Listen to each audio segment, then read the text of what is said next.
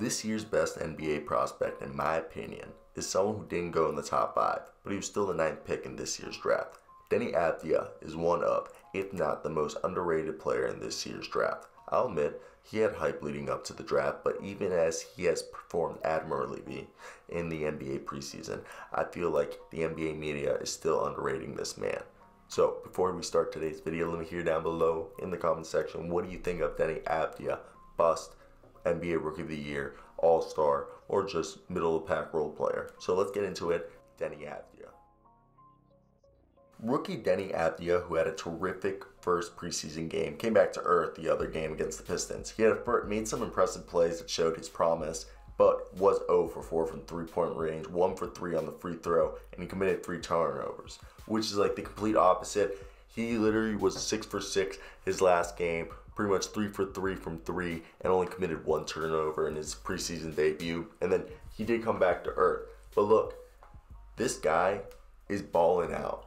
And in the sense, he kind of went to the perfect place. I really thought Chicago was going to be the best place for this guy. But honestly, as I think about it more, and as a guy who, I'm from Baltimore, Maryland, and I'm actually like in the suburbs right now staying at my people's place. So it's kind of funny that we're talking about. So I grew up watching a lot of Wizards basketball. And Deni Avdija is a guy who, he brings a lot of useful versatility to a starting unit, and he thrives on the ability to make plays with the ball in his hands. And he's shown the ability to be an off-ball guy. If you watch some of his EuroLeague tape where he's playing in the top division of international basketball outside of the United States, and he played a lot more off-ball, and he did struggle a little bit, but he showed some promise there.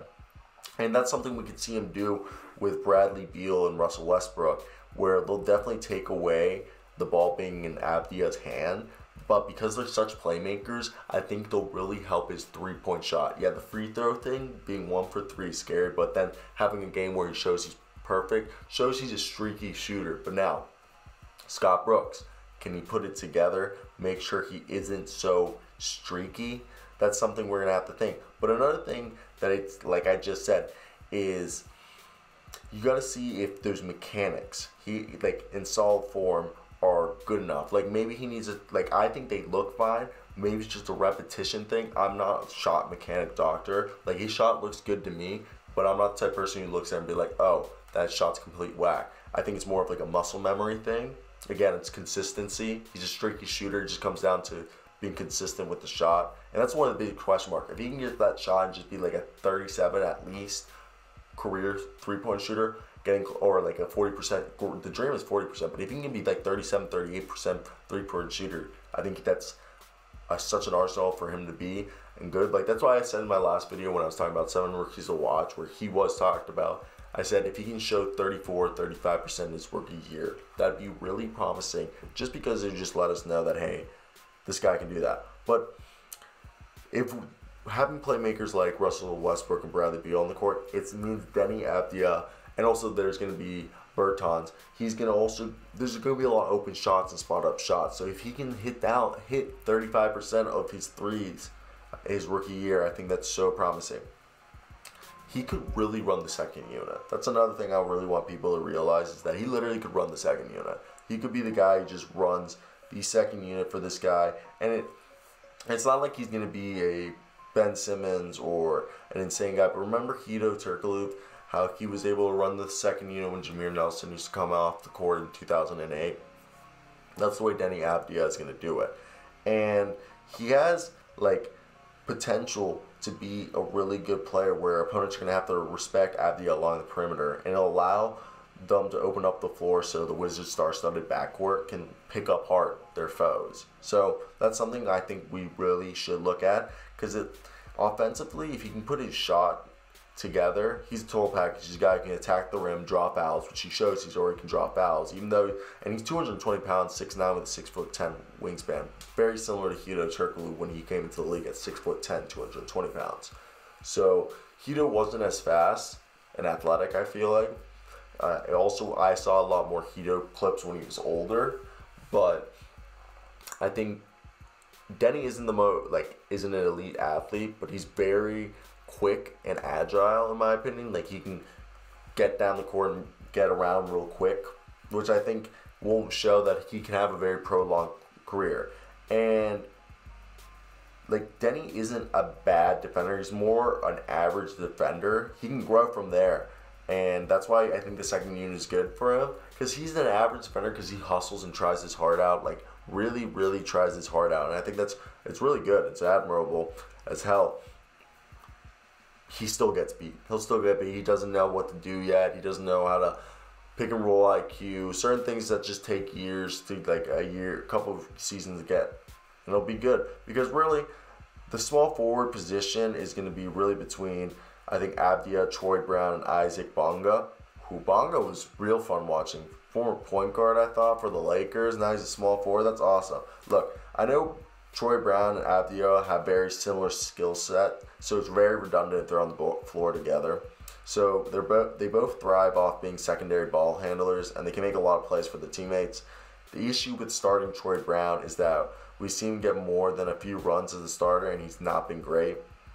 And it's not that he's played terrible. It's not that. He hasn't.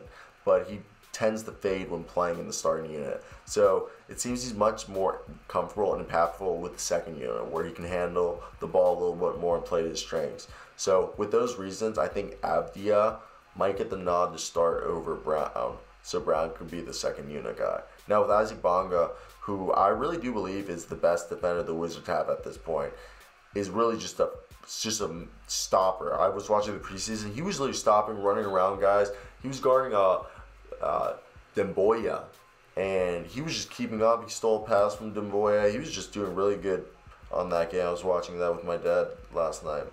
And if he can just come in and just give that presence when defense, like a defender, is needed in the game. So I think that's really good. So it basically comes down to if the Wizards want a defensive-minded Bonga in the starting lineup, or do they want a guy who's average at defense and, they don't have, like, think about it. If you have a start lineup of Russell Westbrook, Bradley Beal, Deni Avdija, at that point I think I would put Deni Avdija to space the floor and try to make it run, because Troy Brown would be stealing the minutes, and Isaac Bonga can just come in if Deni Avdija struggles. So that's what I think Deni Avdija is going to start, and I really do think that's going to happen.